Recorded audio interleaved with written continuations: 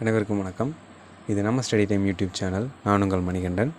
இன்றைக்கான ஸ்டோரியில் என்ன பார்க்க போகிறோன்னா, நம்ம ஜெயிக்கிறதுக்கு என்ன பண்ணணும், என்ன பண்ணால் ஜெயிக்க முடியும், இல்லை நமக்கு ஒரு விஷயம் வேணும்னா நம்மக்கிட்ட என்ன இருக்கணும் அப்படிங்கிறத இன்றைக்கான ஸ்டோரி மூலமாக பார்க்க போகிறோம். ஸ்டோரிக்குள்ளே போகலாம். ஒரு கம்பெனியில் 2 பேர் வேலை செஞ்சிட்ருக்காங்க. ஒருத்தர் பேர் வந்து ரமேஷ், இன்னொருத்தர் பேர் வந்து சுரேஷ். ரமேஷோட வீட்டில் பார்த்திங்கன்னா ஒரே எலி தொல்லை. அப்புறம் இவர் என்னென்னமோ பண்ணி பார்க்குறாரு. டிசைனாக 2 எலிப்பொரியெல்லாம் வாங்கி வைக்கிறாரு. எதுலேயுமே 2 எலிகள் சிக்கவே மாட்டேங்குது. உடனே இருந்துட்டு இதே தான் டெய்லியும் புலம்பிக்கிட்டே இருக்கார். சுரேஷ் 2 ஒரு ஐடியா கொடுக்குறாரு. சரி, நீ உங்கள் வீட்டில் 2 பூனையை வாங்கிவிடு. பூனையை வாங்கிட்டீங்கன்னா கண்டிப்பாக 2 பூனை எலியை பிடிச்சிரும், உங்கள் வீட்டில் எலி தொல்லையும் குறைஞ்சிரும் அப்படின்னு சொல்கிறாரு. ரமேஷும் சரின்னு சொல்லிவிட்டு ஒரு பூனை வந்துட்டு ஒரு பெட் ஷாப்பில் போய் ஒரு பூனையை வாங்குறாரு. இருக்கிறதுலே நல்ல பூனையாக ஒரு ஹை காஸ்ட் கொடுத்து ஒரு பூனையை வாங்குறாரு.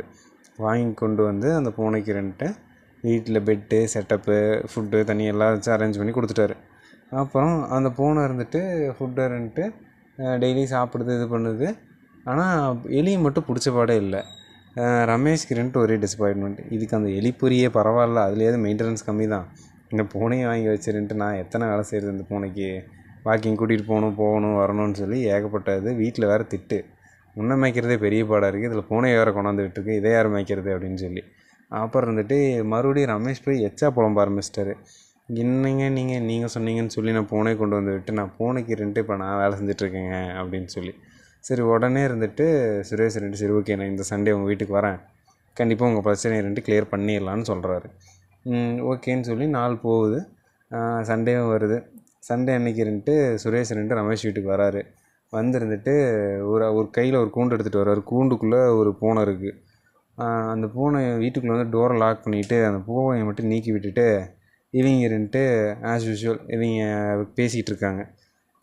பேசிகிட்டு இருக்க அந்த பூனை போய் ஒவ்வொரு எலியாக பிடிச்சி கடிச்சு கொண்டு வருது.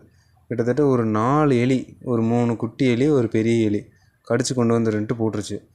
பார்த்துட்டா ரமேஷ்க்கும் சுரேஷ்க்கும் ஆச்சரியம். அப்போ அந்த முன்னாடி ஆல்ரெடி வாங்கிட்டு வந்திருப்பார்ல காஸ்ட்லியான பூனை, அந்த பூனைகிட்ட இவர் கேட்டார். அந்த பூனை புதுசாக அந்த பூனைகிட்ட கேட்குதான், நானே இங்கே தான் இருக்கேன், என்னால் ஒரு எலியை கூட பிடிக்க முடியல, நீ எப்படி பிடிச்ச? நானே எவ்வளோ ட்ரை பண்ணேன், ஆனால் ஒரு எலி கூட, ஒரு குட்டி எலி கூட என்கிட்ட மாட்டலையே, நீ எப்படி பிடிச்ச அப்படின்னு கேட்டப்போ அந்த புதுசாக அந்த பூனை சொல்லிச்சான்.